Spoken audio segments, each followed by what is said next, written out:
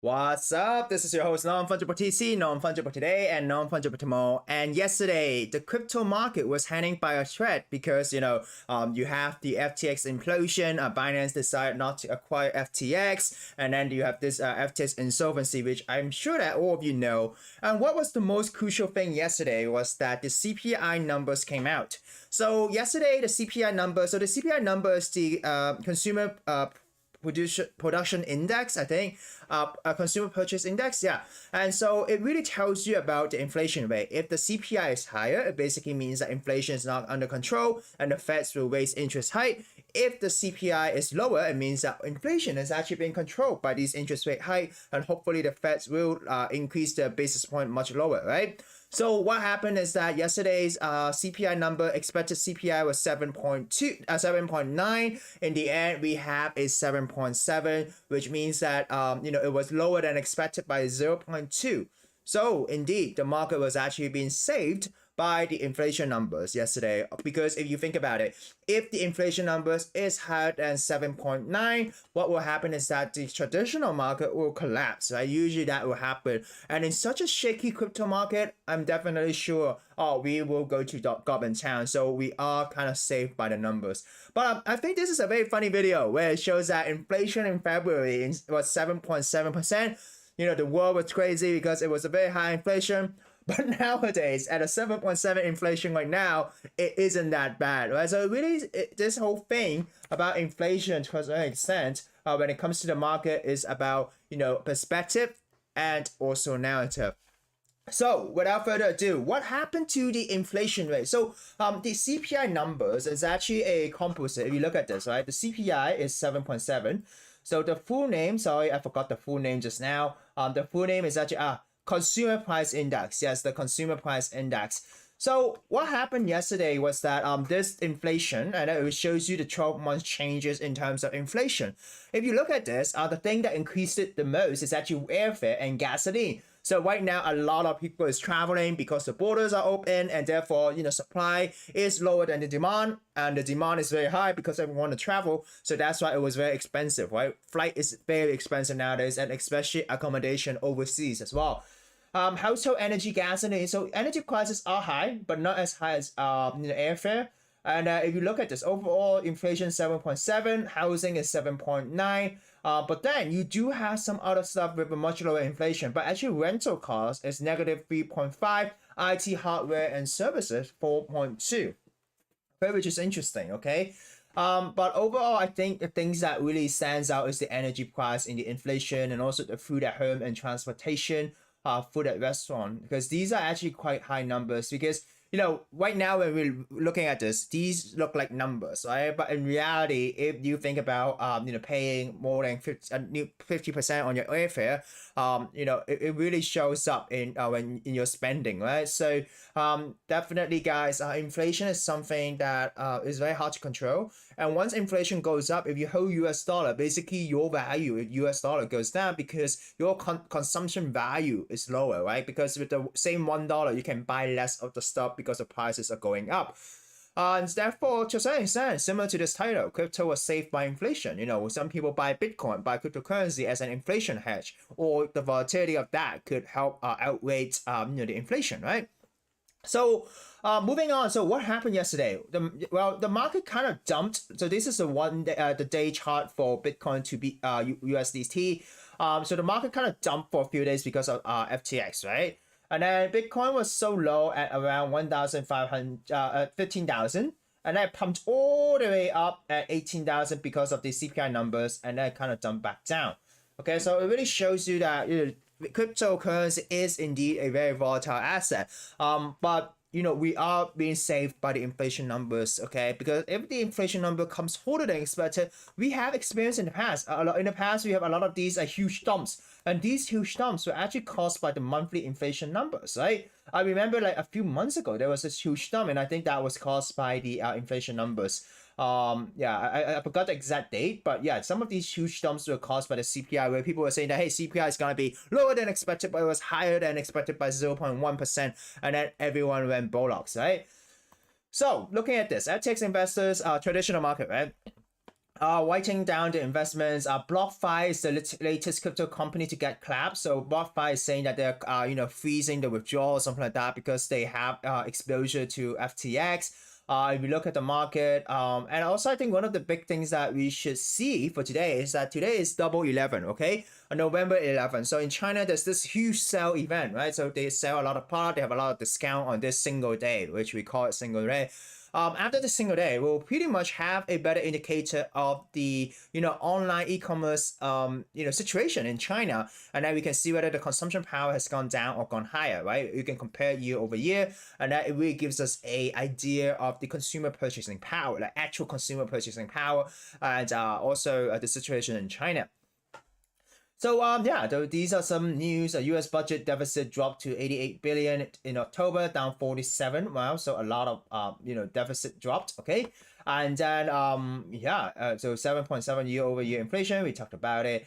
And moving on to traditional market, UK on the brink of recession after economy contracts by 0.2 in the third quarter. So usually if you have two contractions, technically you are in a recession. But it seems like headlines are not like, I think the governments aren't really claiming it to be in a recession, but we could actually see it already, right? We already could feel things that are getting more and more expensive. And personally, I'm not traveling because flight cost is gonna be so expensive, like 40% increase. Wow. So if we continue, if you look at the markets, and if we look at this, what we can see, so I was in a stock heat map. Okay, cryptocurrency market. So unfortunately, we were at 1 trillion market cap, but now we're jumping back at 874 billion. Bitcoin is back at 70,000, Ethereum at 1,200. If you ask me, right, I still think that we are not seeing the full effect of the FTX collapse because there's going to be a lot of contagion effect. I remember reading on Twitter saying that a lot of projects have money on FTX, right? And then the fundings are all gone because they cannot remove the money, right? So I forgot where I saw this, but it was something that I saw he's hearsay about project founders wiped out with their treasuries. So these project founders could be DeFi, they could be NFT projects, but there is definitely a this contagion effect, right? So anyways, guys, moving on, things that I think is important for us to know. Look at stablecoin. Stablecoin is up, right? It means that people are holding stables, so they do think that the market could take a further dump. So degen trading, this guy, he says everyone in Gemini earn program get out because it is by Genesis Trading, right? So what they're saying is that there's an earn program at Gemini, and this earn program is like, I think, stake your token to get some sort of yields, and it seems like it's being run by Genesis. And the reason why this person is saying to get out is because if you look at Genesis, they have 175 million in locked funds in our FTX trading account. But according to them, it does not impact the market trading activity. But all I can say is that this thread has gone viral a little bit, 600 something like, 200 something retweet. Definitely some people might see on the newsfeed if they're on Gemini, regardless of that, and regardless of, because back then FTX is too big to fail, but it did fail. So I think maybe, I don't think it will trigger a bank run, but I think people will start withdrawing, and definitely not a good look, I think. So just to be safe, move your money to a safer exchange, or maybe the best way is just to move to a crypto wallet, right? Because not your keys, not your crypto. So moving on, I just want to say something positive in the long term. So one of the biggest oil and gas companies, Shell, is going to launch Bitcoin mining initiative at Miami 2023 conference. Okay, so it shows you that institutions are not leaving, but instead institutions are coming, right? So moving on, I think the reason why I wanted to share this is that, look at this, right? Wu Blockchain is saying that more than 6 government regulatory agencies around the world have made it clear that they are investigating FTX incident, including the US SEC, CFTC, Department of Justice, California, and other US local government, the Bahamas, and the Japanese Financial Service Agency. So sometimes I'm not trying to sound like a conspiracy theorist, but someone shared this today, right? Ryan, Sean, and Adam. So he is from the Bankless podcast. So what he shared is that senators moving forward with the Sam Bankman-Fried back bill after FTX collapse, right?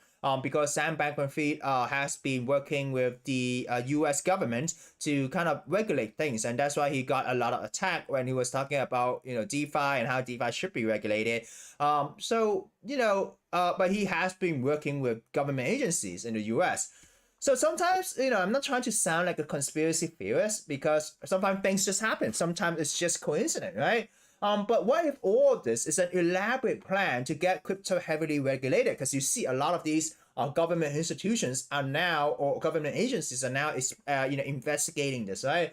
And what is a better narrative to use the collapse of the second biggest centralized exchange to advance regulatory initiatives, right? So this is just something that I just can't help but to think that there is just too much coincidence. But I'm not trying to say this is a conspiracy theory, or I'm not making any assumption. I'm just saying that it's just too coincident to be coincident, right?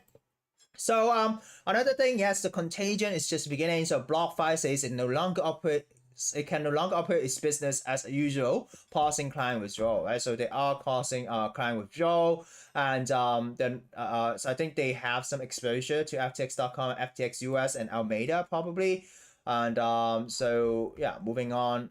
So even though, right, it shows you, right, even if some leaders of a certain protocol or say that, oh, everything is working, blah, blah, blah, right, it really takes them some time to really evaluate the exposure and to really say if they have exposure to this contagion. So expect more things to wind down, guys. So we aren't even at the bottom. We haven't even seen the bottom. And especially if you're at the traditional market where the interest rate hike is going to keep going up, then something will break in the economy, and then maybe we have some hope to see the true bottom. So Wall Street Journal says that FTX has 16 billion in customer asset, and they gave 10 billion to Alameda, who blew it all. So basically, Alameda was using the customer asset to do trading, right? To do high risk trading, and they lost it, and that's why right now people are withdrawing funds in a large quantity, and they cannot fulfill this, right? But yesterday, this crypto pump, one of the biggest winner was actually Polygon. Polygon had a 2-digit percentage change, which is positive. So what happened is that we all know that Polygon was selected to be at the Disney Accelerator program, but now they are working with Walt Disney Company after participating in the Disney Accelerator, right? For starters, they're developing a proof of concept for exclusive digital collectibles to recognize Disney employees during special occasions, right? So they are now helping Disney to come up with official Disney NFTs, right? So not just Vivi, right? Now they are having some sort of exposure to help Walt Disney to create these NFTs. So it's interesting to see. So if we move on, let's just look at this, what smart money is doing on Nansen on-chain. We do see in the last 24 hours, the most traded token symbol is BUSD, DAI US dollar, right? So it means that in this pump, smart money is trying to sell. They are, buying stable coins because they might foresee, I'm not gonna say I predicted this, but usually during the weekend, markets are gonna be even more volatile. Maybe they foresee that the markets will dump during the weekend. Okay. Moving on, California announced, we talk about investigations, blah, blah, gains, a lot of things like that, blah, blah, blah. Bahamas fees, FTX asset calls for liquidator. So FTX headquarters is actually in the Bahamas, so that's why they are allowing the Bahamians to get asset out first, right?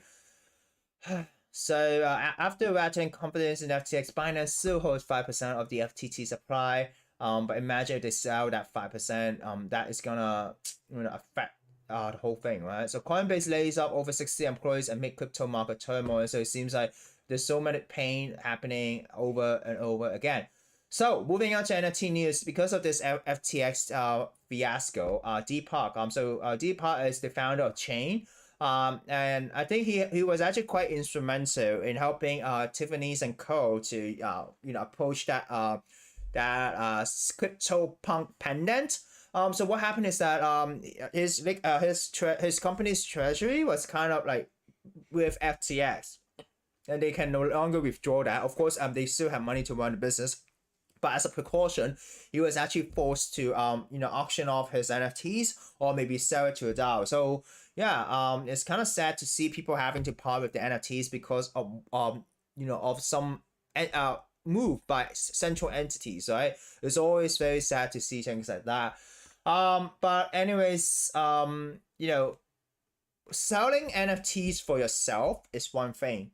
But selling NFTs to help make your business operational and to feed your employees and to just to kind of not let your customers down is another thing. Okay, so that's why I respect him for doing that to sustain that business and that project. So I hope him and the team all the best at Chain. Okay.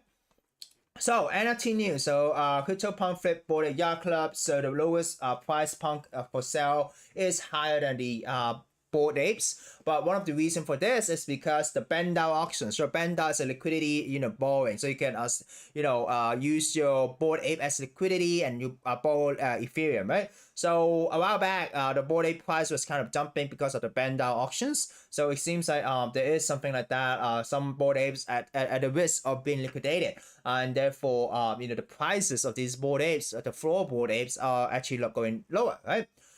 So yeah, guys, I think that's pretty much it, right? Yeah, Reddit launched a World Cup series collectibles. Avatar Memeland announced they will launch a new waitlist feature for people to join the Captain Mint, and also some sort of incentive. If you mint this NFT, you will be able to participate in this mint, Captain Mint. You can mint future Memeland NFTs, right? So yeah, and Forbes announced Metaverse event in partnership with the Sandbox, and pretty much that it. Okay, so that's it, guys. This is your host Non-Fungible TC. Stay safe, have a great weekend. Signing out.